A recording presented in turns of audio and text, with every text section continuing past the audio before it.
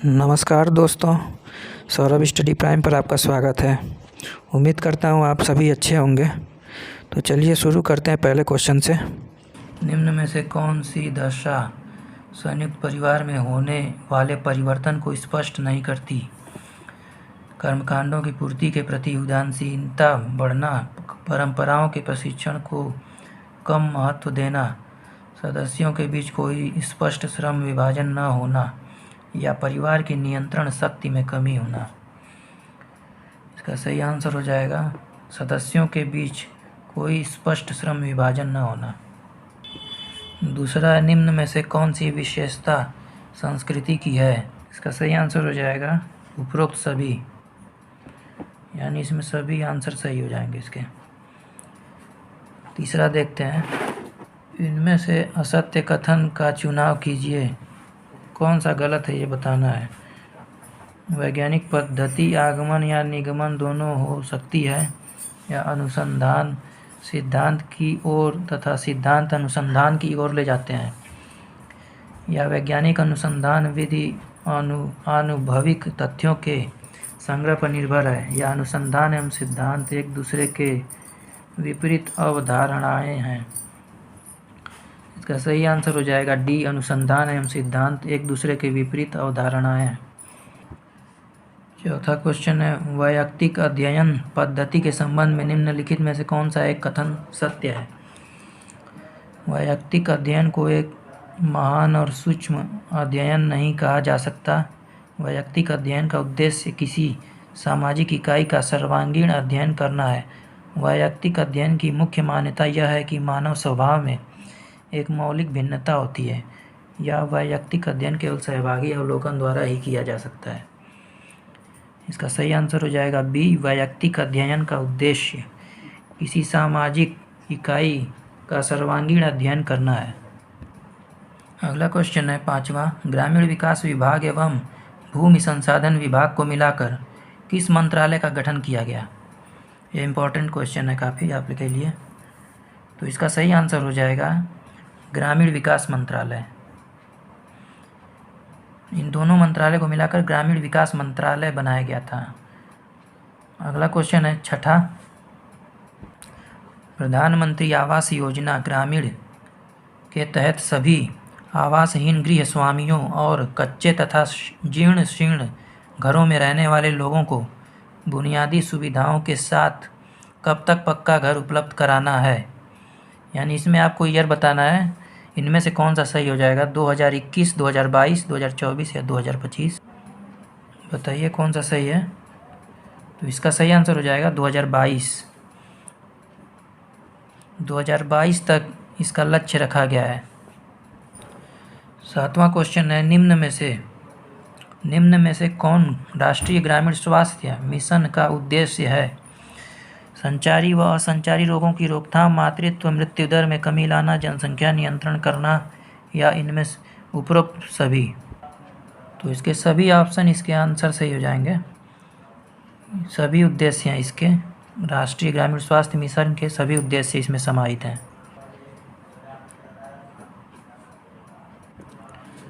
आठवां, जननी सुरक्षा योजना के तहत सरकारी अस्पताल या संस्थान में प्रसव कराने पर कितना रुपया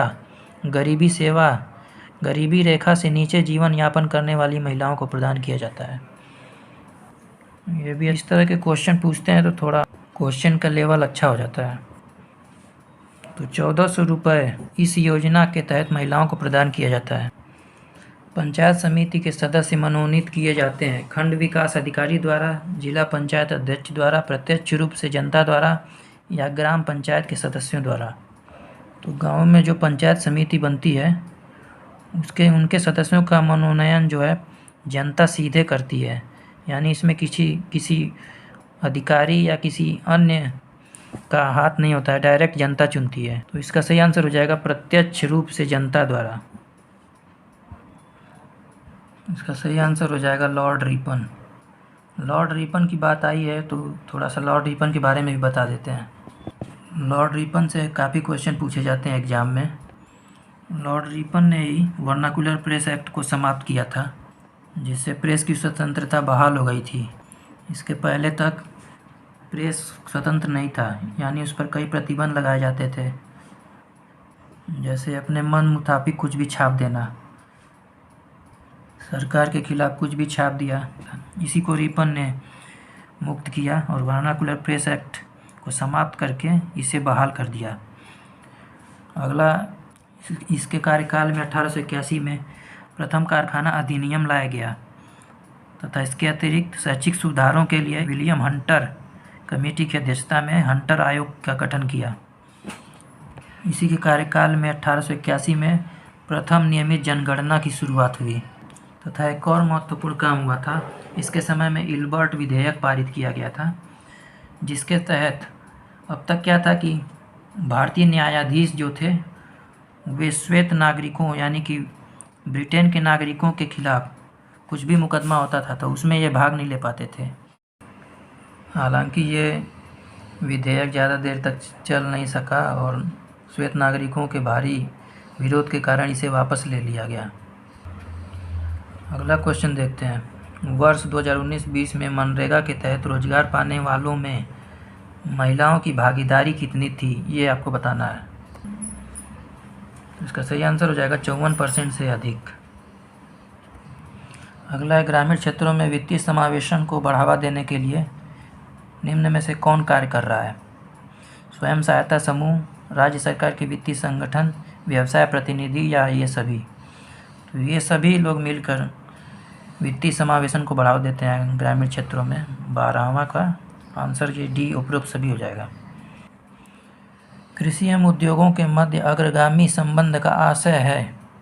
इनमें से आपको बताना है कौन ऐसा है जो कृषि और उद्योगों के मध्य अग्रगामी संबंध बनाता है। तो इसमें सही आंसर हो जाएगा कृषि द्वारा उद्योगों को आगत उपलब्ध कराना।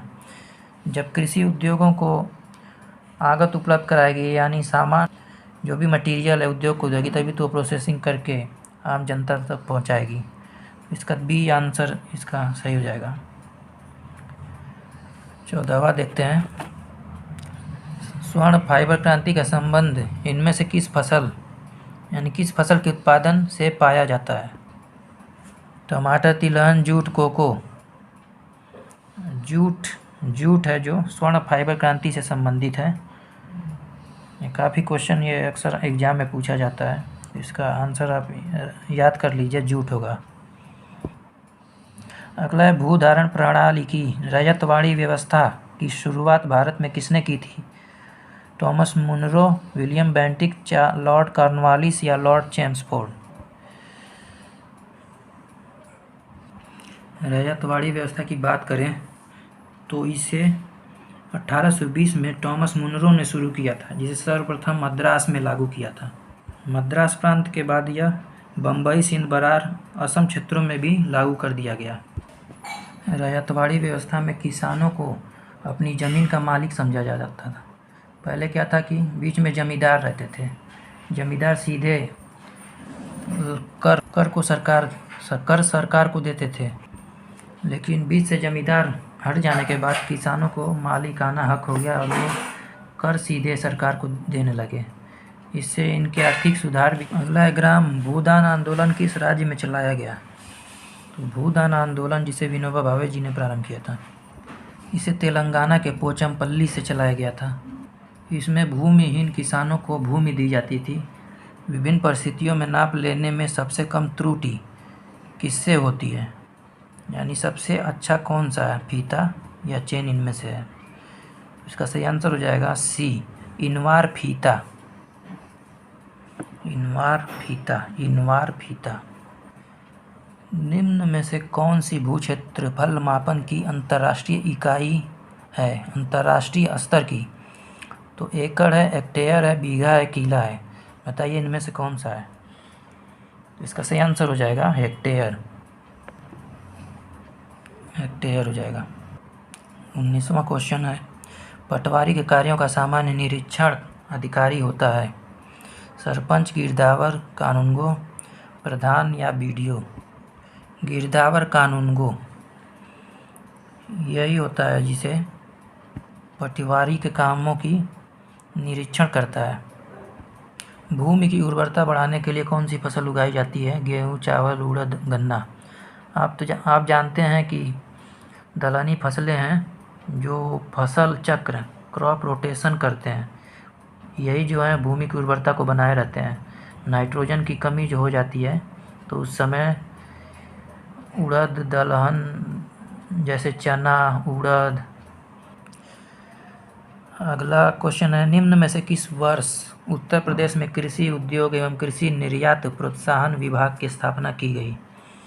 यानी आपको बताना है कब इसकी स्थापना की गई, कृषि उद्योग एवं कृषि निर्यात प्रोत्साहन विभाग। 1994, 1989, 2008 या 1999? सही आंसर हो जाएगा 1999। 1999 में इस विभाग की स्थापना की गई थी। मछुआरा आवास योजना के तहत प्रति आवास कितनी राशि की सहायता दी जाती है? 75,000, 10,000, 12,000, 15,000? सही आंसर हो जाएगा 75,000। 75,000 की सहायता दी जाती है। अगला है, उत्तर प्रदेश सरकार द्वारा किसान रथ योजना किस वर्ष शुरू की गई? 2010, 11, 11, 12, 13, 14 या 2015, 16? सही आंसर हो जाएगा इसका 2010, 11। किसान रथ योजना, यह भी इम्पोर्टेंट क्वेश्चन है। उत्तर प्रदेश के किस जिले में सर्वाधिक पंजीकृत कारखाने अवस्थित? गौतम बुद्ध नगर में सर्वाधिक पंजीकृत कारखाने अवस्थित हैं। यहाँ पंजीकृत की बात की जा रही है, पंजीकृत, तो गौतम बुद्ध नगर आंसर हो जाएगा। लास्ट क्वेश्चन है, उत्तर प्रदेश का प्रथम मुक्त विश्वविद्यालय कहाँ अवस्थित है? तो इसका सही आंसर हो जाएगा इलाहाबाद, और इस विश्वविद्यालय का नाम है राजर्षि टंडन मुक्त विश्वविद्यालय। इस तरह से दोस्तों आपका ये 25 प्रश्न का सेट ख़त्म हो गया। अब अगला फिर आपको कराते हैं। तब तक के लिए धन्यवाद। जय हिंद दोस्तों।